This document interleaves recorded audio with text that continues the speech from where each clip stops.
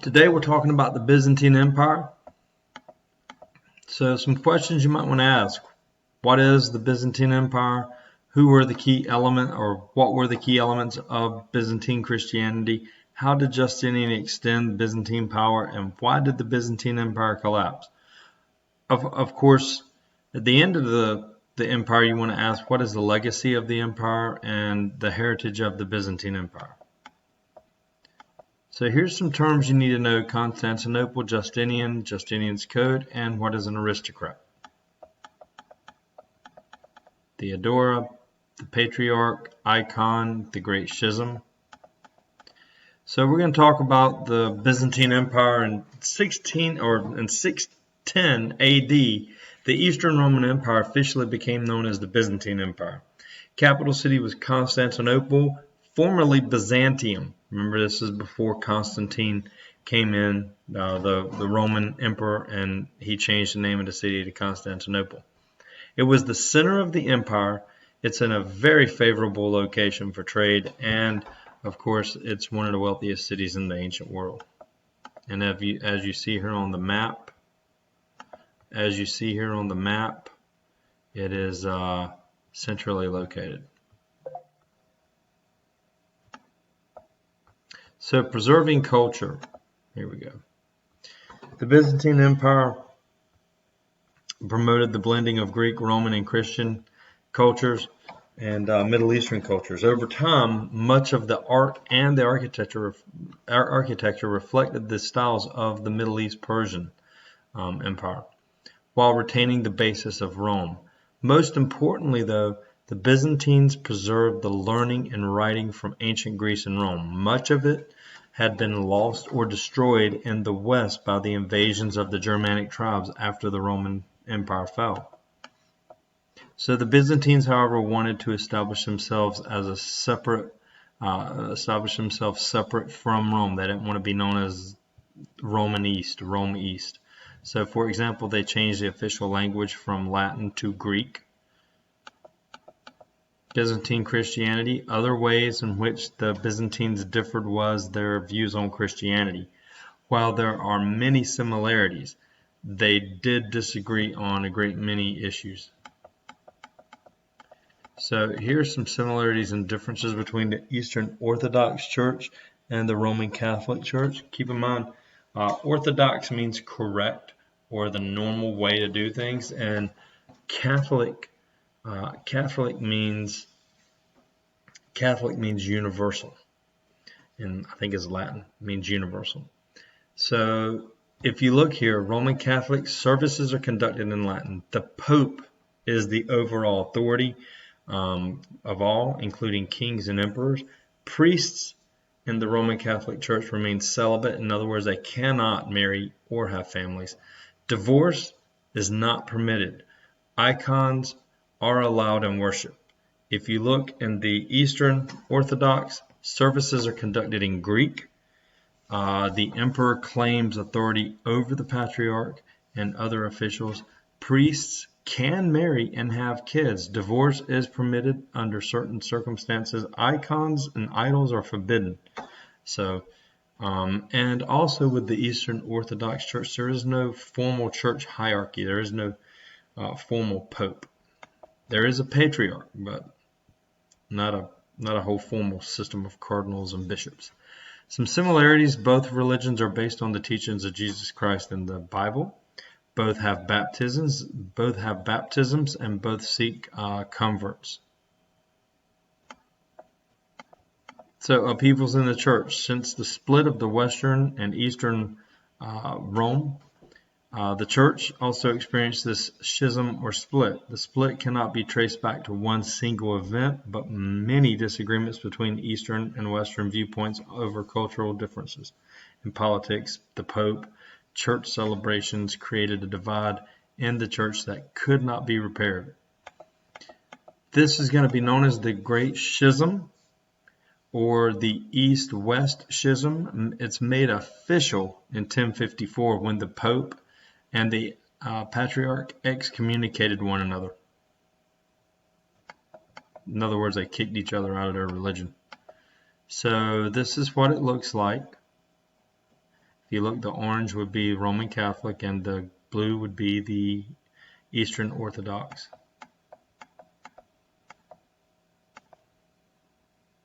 Yeah, this one's kind of funny.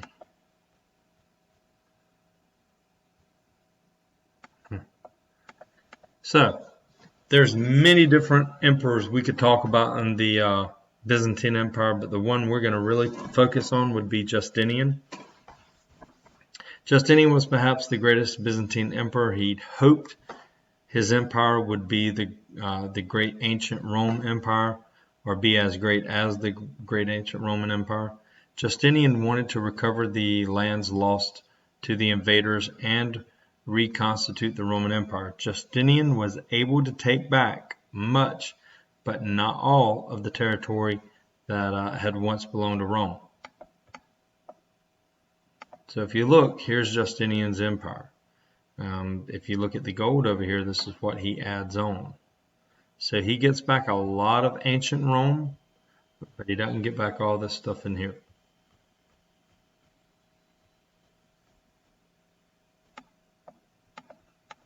He develops a code.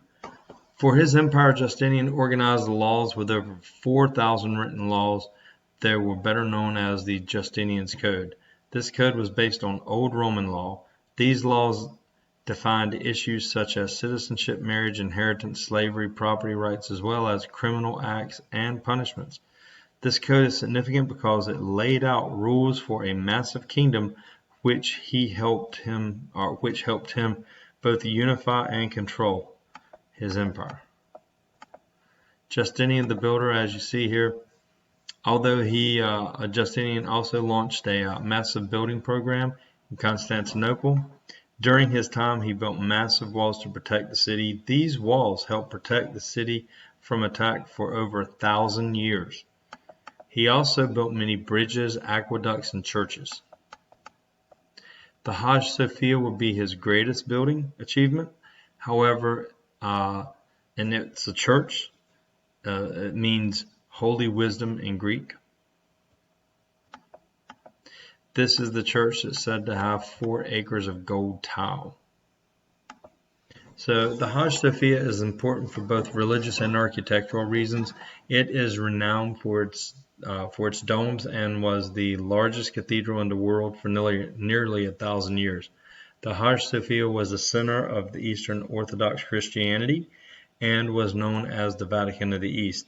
It was later converted to a Muslim mosque in 1453 after the Ottoman Turks took over Constantinople. It remained a mosque until 1935 when the Turkish government made it into a museum. And just this year, 2020, they have opened it back up for a working mosque. So it's serving as a working mosque now, and it is not a museum as of this year. The Hippodrome is another building worth mentioning in the Byzantine Empire during Justinian's time. Throughout the Byzantine period, the Hippodrome was the center of the city's sporting and social life. Horse and chariot racing was popular pastime in the ancient world.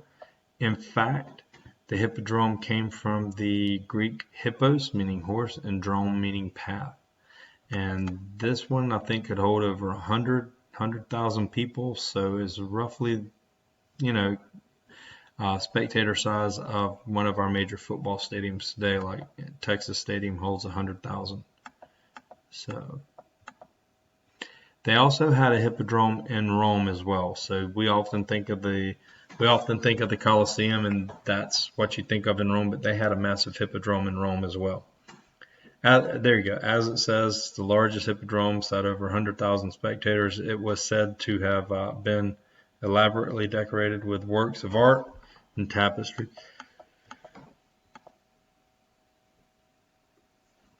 It also featured glorious bronze statues of horses, gods, and former emperors. Theodora, Justinian's wife, she's very intelligent, decisive, and strong woman. From all accounts, Justinian treated her as an equal and frequently relied on her advice.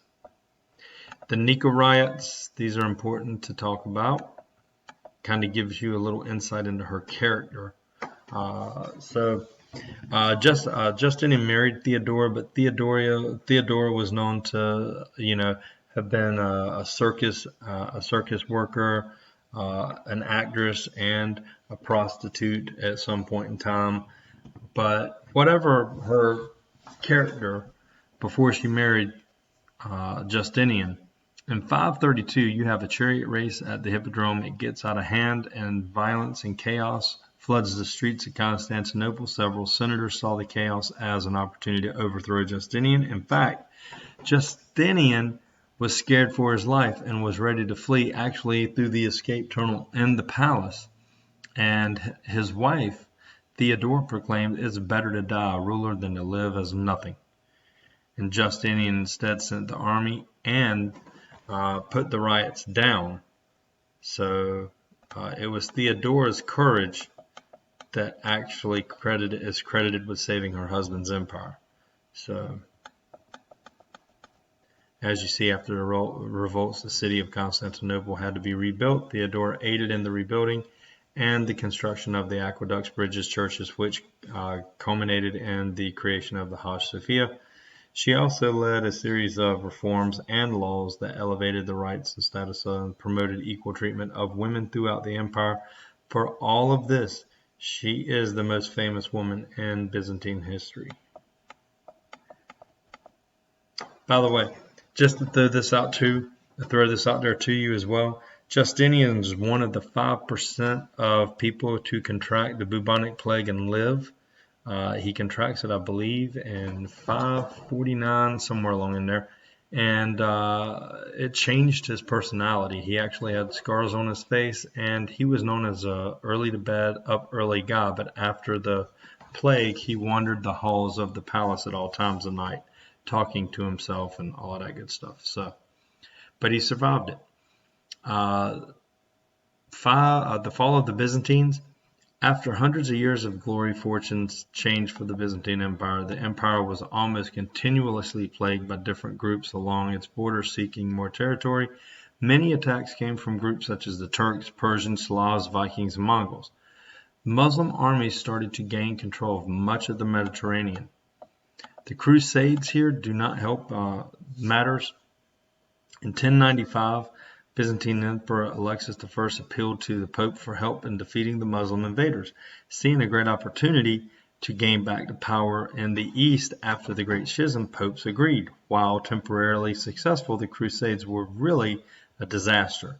In fact, the Fourth Crusade and the Western armies didn't even make it to the Holy Land to fight the Muslims. They run out of supplies, and they were attacked, and they attacked Constantinople instead.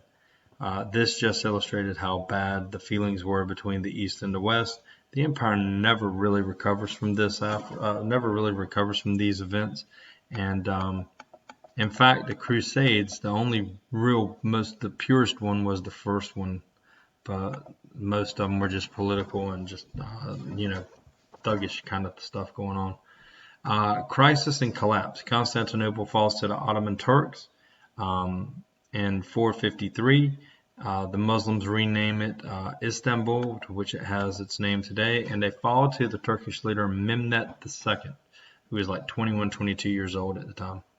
Muslim influences replace the Christian ones. The Hagia Sophia converts from a church of Christianity to a Muslim mosque. So think about it. Why should you remember the Byzantines? What is the legacy of the Byzantines? Longevity, cultural diffusion, preservation, and law. Not to mention spiritual. So we'll pick up tomorrow.